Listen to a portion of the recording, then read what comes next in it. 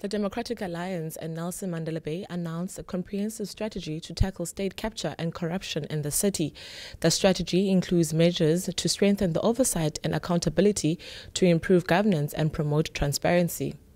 The announcement came in the wake of a damning report by the Public Protector, which found out there was evidence of state capture and maladministration in the Nelson Mandela Bay Metro.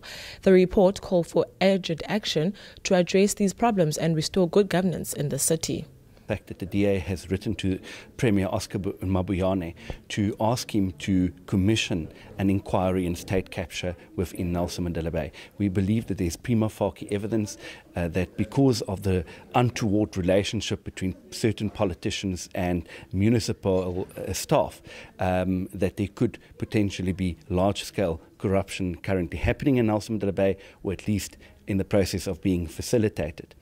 Vicky Coetzee, MP, has submitted a request to the Premier of the Eastern Cape, Luabalo Oscar Mabuyane, urging for the establishment of a provincial commission of inquiry into the state. They anticipate a response from the Premier by the close of business day on Friday.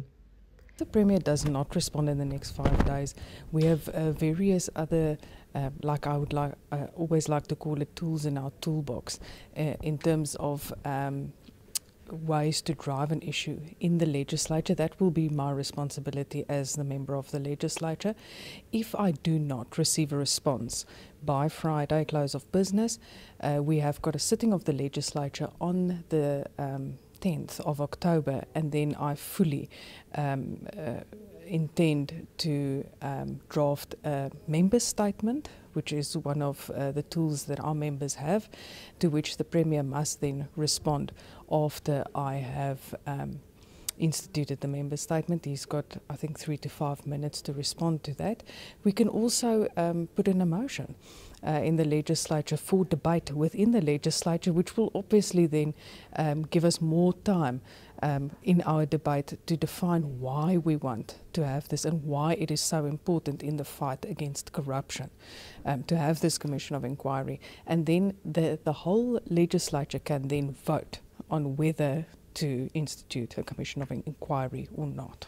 The economic and public works sector in Nelson Mandela Bay, which was intended to benefit the most marginalized communities, appears to be failing in its implementation. Instead, politicians and other individuals are exploiting the system for personal gain.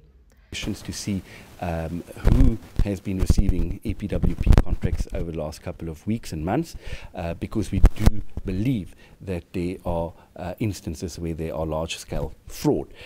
We've already learned that there are certain officials within the municipality that are earning in excess of 50,000 rand, political deployees, and they're being paid via EPWP processes.